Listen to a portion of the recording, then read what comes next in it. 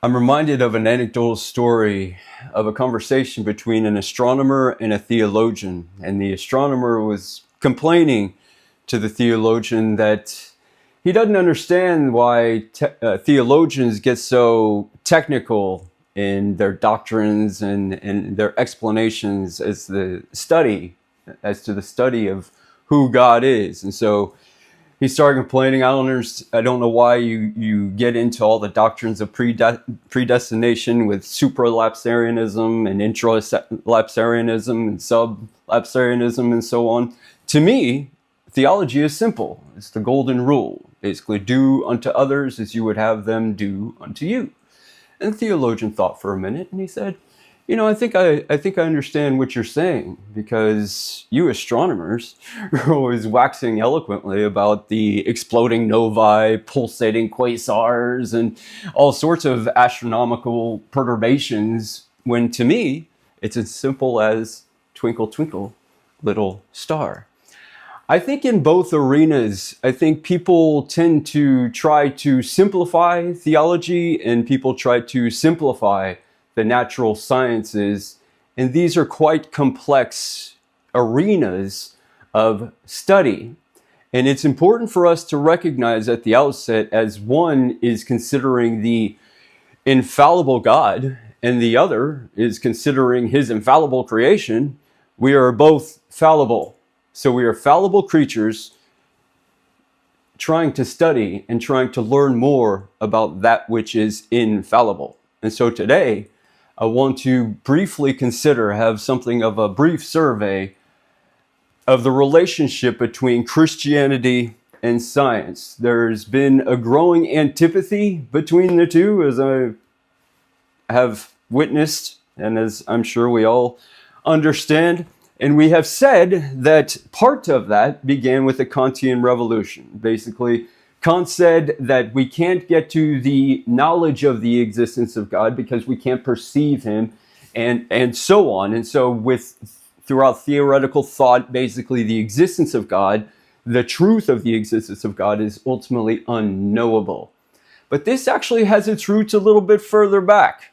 With the Copernican revolution, Galileo was arrested. He was put under house arrest because he was teaching, according to Copernicus, really, the heliocentricity of the solar system. Whereas in the Ptolemaic model, from way back in the day, I mean, this came through Aristotle and so on, that they believed in geocentricity. So the Earth was the center of the universe. And then Galileo came out and Copernicus came out, really saying that the solar system is heliocentric. And so what happened basically with this problem, okay, because the church definitely got something of a black eye, because Galileo invited the bishops in to look through his telescope to see that, in fact, the solar system is heliocentric and not geocentric, to which they refused. Now, I also think it's important to make it clear that it was not only the Christians and the theologians who rejected the Copernican model, essentially. It was also the scientists, the natural scientists of that day. One of the things is that the Ptolemaic model was actually easier to predict future events and so on, and it worked. The Ptolemaic model actually worked. However, this is something where the church got something of a black eye, because in her doctrine, basically as a de fide belief, ultimately we had to believe in the Ptolemaic system because according to the Bible, it teaches geocentricity, right? I mean, and I have to say, if the Bible did truly teach geocentricity, and this is where I hope we can have some compassion on these men.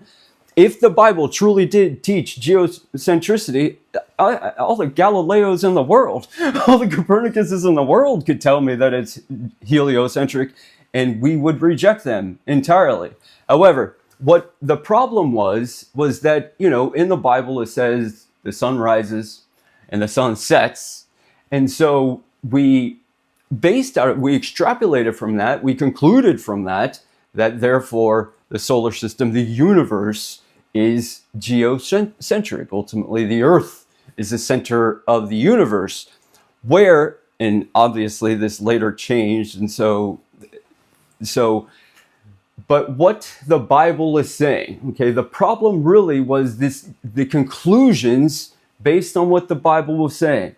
Ultimately, when we talk about, and when the Bible talks about the sun rising and the sun setting, this is what is called phenomenological language. Now we remember, because basically everything that we can sense with our senses is part of the phenomena, remember? And so ultimately, this is just speaking in a way how we see things, how we perceive things, how we hear things, touch things, smell things, see things, and so on. So it's just basically phenomenological language.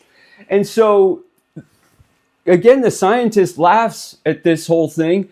However, when I look at the weather, in fact, this morning, I considered I looked at the weather. You know, it shows this barometric, index or measurement, and the heat index, and all the rest. And then I saw that at 7:34, we had a sunrise. And at 7:45 tonight, the sun is going to set. And I don't think anybody's calling the weather stations and complaining to them. Have you ever heard of Galileo? Did you ever come across the Copernican revolution? We still talk this way. Now, so the church got something of a black eye, because the conclusions based on what they saw in the Bible were erroneous. They weren't necessary conclusions. Now, before this time, the great St. Thomas Aquinas, in the Middle Ages, many Protestants reject St. Thomas because, as Francis Schaeffer thought, that he separated nature and grace. Ultimately, the phenomenal realm, and the Bible. Okay, so during his time, so was he actually separating nature and grace? Okay, I think part of what we should do, what we ought to do, is consider what these people were trying to solve. And in his day, one of the greatest attacks, or one of the greatest dangers that were at that time, was the danger of Islam. Okay, not only in warfare in the physical way, but they actually produced some pretty erudite philosophers. And so Avicenna, and people of the like very much integrated Aristotelianism and Islam. Okay, so what they developed out of this is a fancy term, integral Aristotelianism. We don't have to worry about that fancy little term, okay? What this boils down to is a proposition, is a theory called the double truth theory. And without getting all technical about this, let me just try to illustrate this for you. It would be basically something to the effect of believing in macroevolution on Monday, Tuesday, Wednesday, Thursday, Friday, and Saturday. And then on Sunday, when you go to church, you believe in creation. Okay, so on Sunday, it's one way. And it's true, right? It's true on Sunday. You go into church, and that whole day is the Lord's day, so that entire day, it's true. But then the rest of the week, you believe in macroevolution. Those two cannot coexist at the same time and in the same relationship. I don't care what day it is. It's a theory of absolute relativity. So this is relativism, okay, or pluralism, something that we did consider throughout this course. So ultimately, St. Thomas was dealing with the same problem we're dealing with. Okay, so the double truth theory. Okay, now, there are two forms of revelation, as we've discussed throughout this ministry. However, you have special revelation, which is basically the Bible. And then you have general revelation, which is the things that God has made. Okay? And through this general revelation, you have mediate revelation, which is basically just means using mediums, so using nature. Then you have immediate revelation, which is God-given revelation. It can be internal or it can be cognitive, using your rational, using reason ultimately to come to certain truths about God. Now, what came after, really during the Enlightenment, is the scientific method. Part of the problem was when they rejected the Copernican model, the reason was because there was something known as scholasticism at that time. Ultimately, things were true because Aristotle said they were true. Things were true because the church said they were true. Okay, so this is a form of authority to establish truth, whereas in the Enlightenment, this was the age of reason, okay? And so they wanted to develop a method, a scientific method, which I think is a logical one, okay? And so basically you have observation and you have questions about these, you research, you create a hypothesis, you experiment with all of this, the compilation of what you're trying to study. You analyze this data, you see, you perform your experiments, and then you analyze the results, what's happening with this experimentation. And then from all of that, you extrapolate a conclusion. You come to a conclusion.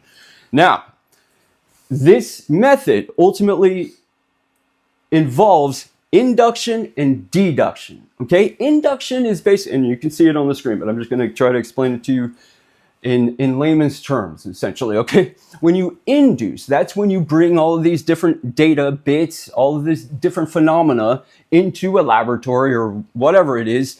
You guess, you can make an educated guess as to what's going to happen, and then you actually perform this experiment, and you actually do see what happens, and then from that, you extrapolate, you come to a logical conclusion, okay? So ultimately, induction is all with the senses. It's what we see, we taste, we hear, we touch and smell and all the rest. It's what we can perceive with our senses. The deduction is a logical deduction. It's a logical result. It's a logical conclusion based on the induction. Most of the natural scientists today are very good at induction, and they are very poor at deduction. Many of the so-called theologians, the modern theologians of our day, seem to be good at deduction, and they're terrible at induction. They don't do their research. They just think these things and just come out with them, and nobody actually takes the time to actually do some research to see whether these things are so. So ultimately, the value of a statement, okay, so with these conclusions, ultimately, you have what is called a syllogism, okay, which are either valid or invalid. Propositions are true, okay? So ultimately, the most famous syllogism when you talk about syllogisms is this one. All men are mortal. Socrates is a man. Therefore, Socrates is mortal. Is that true?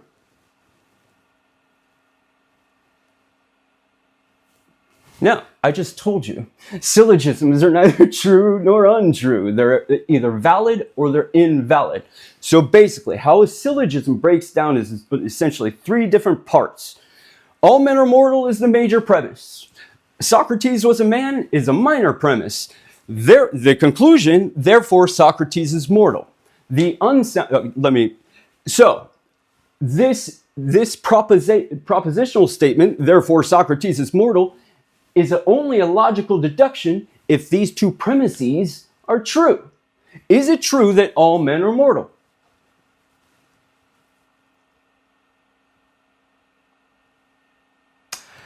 It would seem so, but what if I'm the only immortal man? Because how do you actually know if every man is mortal? Maybe I'm the only one who's not. The only way to find this out is if I die. If I don't, then I might be the only one left. But we see so many commonalities. I mean, we see squirrels, and we see so many squirrels, and we notice all these different squirrels have bushy tails. So I haven't seen one squirrel that doesn't have a bushy tail. So we conclude from that, based on a host of these experiences and so on, that squirrels have bushy tails. But what if there is one that has no bushy tail? But again, this is a reasonable conclusion based on the premises. So an unsound syllogism would be, all men are fish, Socrates is a man, therefore Socrates is a fish. That would be true only if all men are fish. Okay? So this conclusion, so what I'm saying though, is basically the syllogism is either valid or invalid. Okay? The conclusion, the propositional statement, is either true or false, based on the value, the reality of whether these premises are true. So, with Thomas Aquinas, what he did not do is that he did not separate nature and grace. He distinguished between nature and grace, and this is one of the most important things any Christian can learn, the difference between a distinction and a separation. And the easiest way to illustrate this is I can easily distinguish your body and your soul, right? I can distinguish those two. What happens if I separate them? I've killed you. There's all the difference in the world between a distinction and a separation. So ultimately, what Thomas Aquinas said, again, there are certain truths, there are certain things that can only be found in the Bible, such as salvation, the doctrine, how one is saved through the only one who is the Savior. That can only you can read the courses of the stars and all the constellations. You can dig as far down in the dirt and consider fossil records and so on. You will never come to the truth or come to the way of salvation. Equally, in general revelation in nature, you can read the Bible over and over and over again, and you'll never learn from that, this circular motion of the bloodstream. Certain biometrics that are not found in the Bible. So this is where he's seen as separating nature and grace. But what he was saying is there are certain things that can only be found in the Bible, and there are certain things that can only be found in nature. Reasonable enough, right? Now, he also added to this the articulus mixtus, the mixed articles. These are basically things that you can find in the Bible and in nature. For example, you read your Bible and you definitely understand the existence of God. When God says, I am who I am. But also, in the natural realm, in the natural world, we can reason, we can see through the things that are made that God must exist. Ultimately, we can go through the logical deduction from Augustine. Basically, if anything exists, then necessarily God exists. And we can do this through apologetics, but we don't have time to do this. But basically, there are four options, ultimately. And anytime I do this, somebody chirps back and thinks that they have one that cannot be subsumed within one of these categories, which is just not the case. One is that it's an illusion. Another that everything that exists is self-created. It just created itself, which is logically absurd. The other is that the universe is eternal. And then the other is that everything comes from a being who is eternal in and of himself. Because you'll see in scientist cosmology, or cosmogony, they will say that the universe, on a random Tuesday, billions of years ago, popped, just exploded into being. That is ontological, that is heavy, philosophical language. And that's the thing with the modern natural scientists, they don't take philosophy, they don't take logic. But if they were to actually take and study logic, they will see how absurd that statement is. In order for something to create itself, it would have to be and not be at the same time. It's the same relationship. There could be nothing more absurd. Sometimes they'll say everything happens by chance, this evolutionary model and so on. Chance has no power because chance has no being. Chance is a mathematical probability quotient, ultimately. We can use this all the time. Years ago, we went to the Gaylord in Dallas, Texas. And we were in this the huge courtyard with just a massive humanity. And all of a sudden, my wife's name is Sarah, and we hear, Sarah? And we turn around, and it's her brother, who lives in Ada, Oklahoma. We had no idea the other was going to be there. We just happened to come at the same place and be in this massive humanity at the same time, and he just happened to see us. And so what are the chances of that, right? 1 in, I don't know, a million? I mean, that's pretty phenomenal. That's pretty terrific. That's pretty amazing. But chance did not bring us together.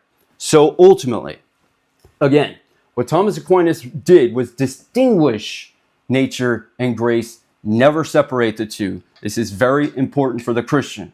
The Christian must be passionate about all of God's revelation in his word and the things that he has made. Just as David was marveled at the works of his hand and so on. So, Sir Isaac Newton was a brilliant scientist and a brilliant man, but Kepler really quoted him later as saying that the vocation of the scientist, so the calling, truly the calling, think of vocation, it has a vocal, it's vocation. The calling of the scientist is to think God's thoughts after him. I think that's a wonderful and wise and sage thing to say. So there's this idea within the natural scientific world now that basically all these Christians, all these silly little Christians who believe in miracles, who believe that everything came from God, and maybe the world is 6,000 years old or whatever, and frankly, I have no idea how old the world is, but and so on. And the other side, many Christians balk at any of the natural sciences because, they're teaching evolution, they're teaching macroevolution and all the rest, and so they just stay away. So there's something of a divorce between faith and reason, okay? Because the scientific method is a logical method. I had this one exchange with a gentleman a while back, but man, he was pretty hot about all this, and he said, science has given us everything. What an insane... The fact of the matter is, science has discovered much. Discovered what was already there. That's what theology is as well. We are studying about the God who is, and he is already. But we're expanding our knowledge about him. So it is with the scientists. But their deductions, their conclusions are erroneous.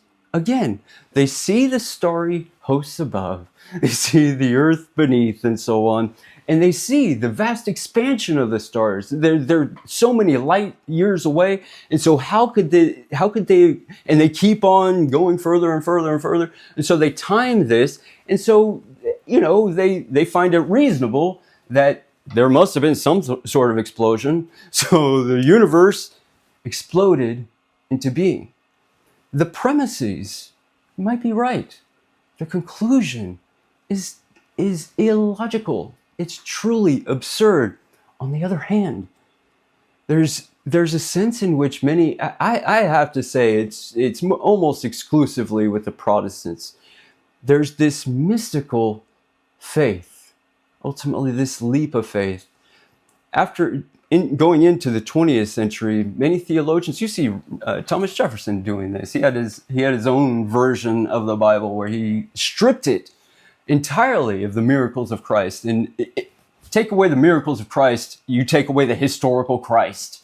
But theologians did this. Karl Barth, I mean, they didn't actually write the new Bible or whatever, but they were just saying these are metaphors. Okay, these didn't actually happen, kind of thing. So we can read through them and see the analogy and so forth that is being expounded within this. And so Christians have capitulated. Again, when we were talking about Kant, Christians have capitulated to the Kantian revolution, to this divorce between faith and reason, and ultimately sacrificed reason at the altar of faith. Faith without reason is no faith. Faith without reason is credulity, and credulity of the worst kind. We heard a sermon this morning, and I'm not, what I assume the pastor was saying is something else. Okay, so let me get there. Okay, we were talking about Elisha when he cleansed the poisoned stew and so on, and then when the sons of the prophets and so on were able to eat and with plenty left over and so on.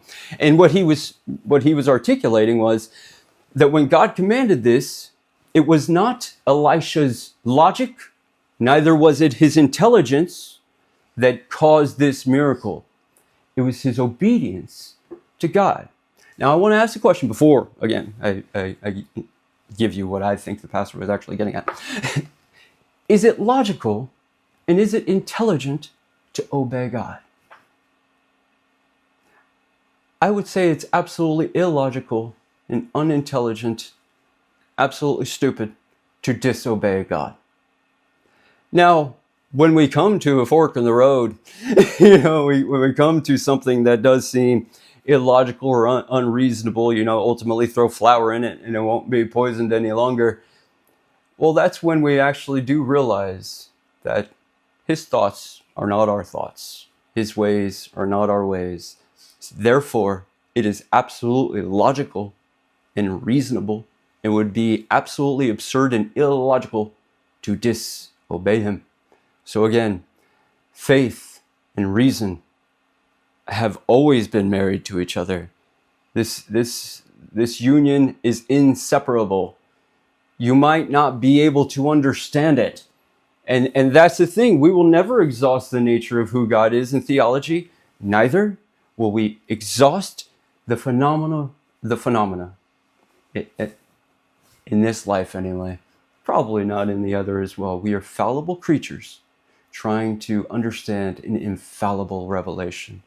Praise be to the one who has made himself so immense, so amazing. But let me go back to the pastor, okay, just to give him his just desserts. I don't think he was saying that obeying God is illogical. Ultimately, I think what he was saying is, that same thing. You might not be able to understand it, okay? I mean, basically, if you have a poison stew and God says, throw some flour in it and it'll be fine, there's probably going to be a little hesitation, a little bit testing of your faith, a little doubt creeping in here and there. But it's absolutely reasonable from the God who made everything. It's absolutely reasonable that the one who made the sea can walk on it. That's logical. So faith and reason are inseparable. So may we be people who seek God in a special revelation, of course, in the Word of God, which is what we were considering last week. And let us also consider him in the saeculum. Remember, this whole series has been kind of a critique on secularism, not the secular. The secular has been created and sustained by God. We ought to love this world because he's made it. Okay, so may we be people devoted to the God who has chosen to reveal himself in his word, in his son, and in creation, in the things that he has made. May we lift our eyes up to the heavens or down to the earth, wherever we look, backward, forward, sideways, diagonally, up or down. He is there.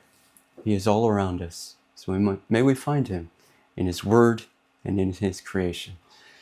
May his be the honor and glory, both now and forever.